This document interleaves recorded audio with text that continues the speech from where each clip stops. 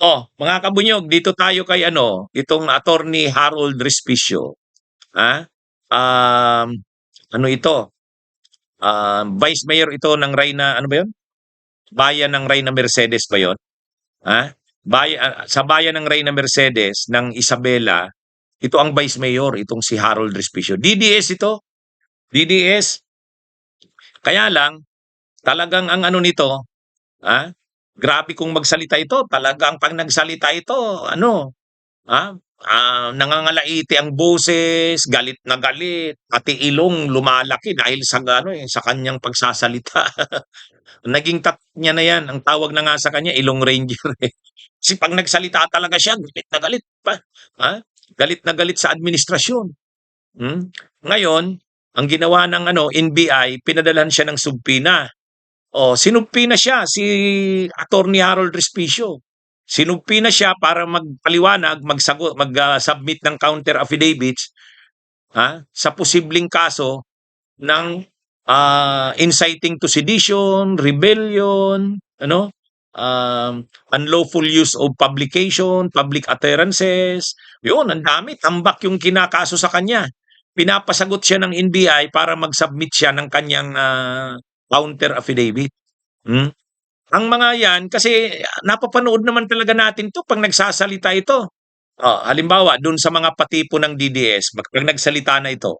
Para kay VP Sara Duterte. Dahil ako, willing akong ibiwis ang aking buhay. Gusto ko ang marinig ang sagot sa inyo.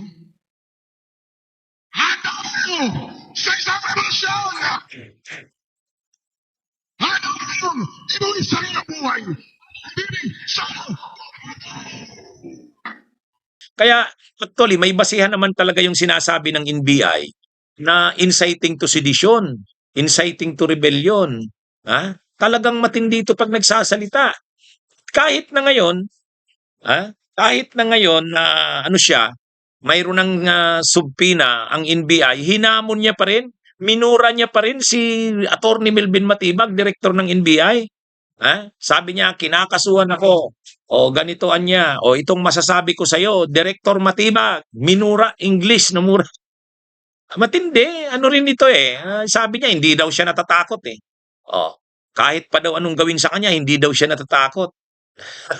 At habang nagsasalita siya noon, lumalaki lalo ang ilong niya. Kaya tawag sa kanya, Ilong Ranger. Ito ngayon yung magkakapartner diyan sa mga DDS na mga batang si Leandro Libeste, si Kung Miao, saka ito. Minsan sumisingit si Paulo Marcoleta, yung anak ni Marcoleta. Yan yun, mga kabunyog. Ay ngayon, ang problema sa kanila, magsasalita sila ng mga ganyan na nag-aakla sa tao na mag-alsar. Revolusyon na nga daw, sabi nito. Hindi niya siguro naintindihan yung revolusyon. Paano niya naman nasasabing revolusyon? Ipagtatanggol niya si Sara tapos revolusyon? Revolusyon ba yun? Ang revolusyon, yung mababago na ang lipunan. Yung sistema ng lipunan, mababago. Bakit? Pag pumalit ba si Sara kay PBBM, mababago ang Pilipinas? Sus naman. Mababago lang ang nakaupo. Kung may korupsyon ngayon sa ilalim ni PBBM, mayroon ding lalong lalala pagdating ni Sara. Paano mo masasabing revolusyon? Hindi naman ito naiintindihan yung termino niyang ginagamit. Ang inaano niya, ginagalit niya yung tao. Parang inaano niya, inaapi si Sara, inaapi si Digong, kaya ang sabi niya, handa daw siyang mamatay para ipaglaban si VP Sara. Handa daw siyang mamatay para ipaglaban ng mga Duterte. Tapos sabay tanong sa tao, kayo ba? Handa ba kayong ipaglaban, ialay ang inyong buhay para sa mga Duterte? Yung mga ganun ng siyan. Nanlilisik ang mata pag nagsasalita.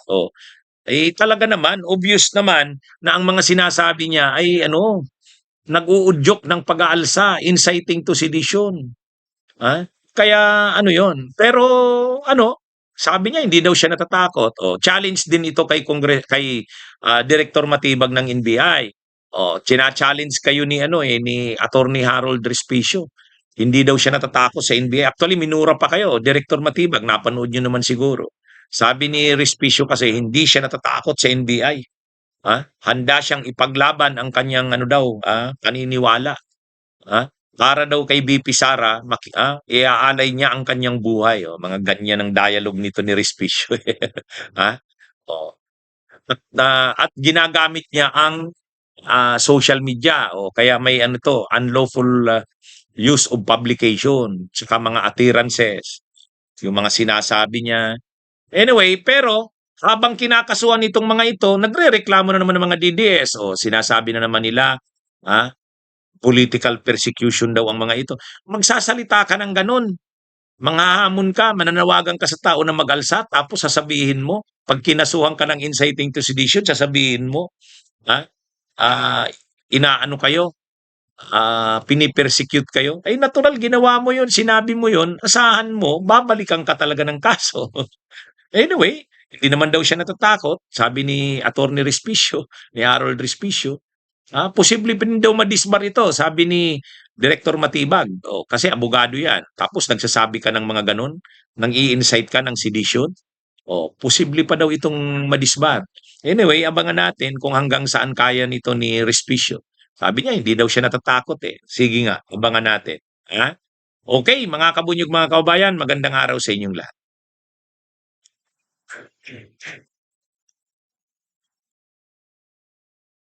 Naghain ng reklamo sa National Bureau of Investigation ang Cybercrime Investigation and Coordinating Center o CICC laban kay Attorney Respicio. Reklamong inciting to sedition at inciting to rebellion in relation to Cybercrime Prevention Act. Ayon kay CICC Executive Director Undersecretary Renato Aboy Paraiso, hindi nararapat gamitin ang social media para manghikayat ng pag-aaklas laban sa pamahalaan.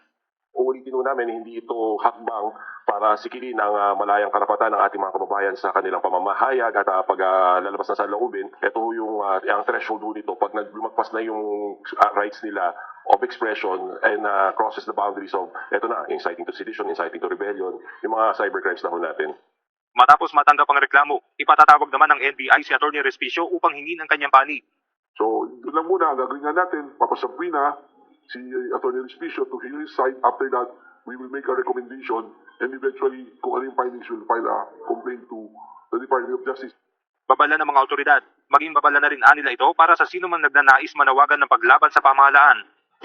Ayon sa NBI Director, hindi anya nararapat Pulong, nanawagan siya yung Bureau. The elements are there. Nagkaroon ng pagpupulong, nanawagan siya. Hindi naman po importante na yung respond na hindi rin, pero yung papanawagan, doon po papasok na yung kaso. Dagdag pa ng CICC at NBI, posible rin na magsampa sila ng disbarment case laban sa naturang abogado. Pag tinignan mo yung elements ng mga crimes na binanggit namin, ando doon lahat pasok lahat.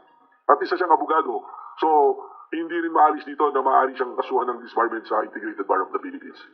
Paano pa ho ito? Commission na ho ng crime to. Diba? So, and you're correct. We will be filing disbarment cases sooner rather than later. Panawagan naman ng Presidential Communications Office o PCO na maging maingat sa pagpo-post at maging sa mga binabasa o napapanood, lalo na't laganap nila ang fake news sa social media. Pangalagaan din natin yung kapakanan ng bawat isa kasi nakaka-apekto ito sa ating mga kabataan, sa ating mga mamamayan, the way we speak, the way we think. Minsan nagiging sang-ayon na po sa napapanood natin at nakikita natin ay yung pala ay false information na po. Bunyog, bunyog, halikan na kasama ka.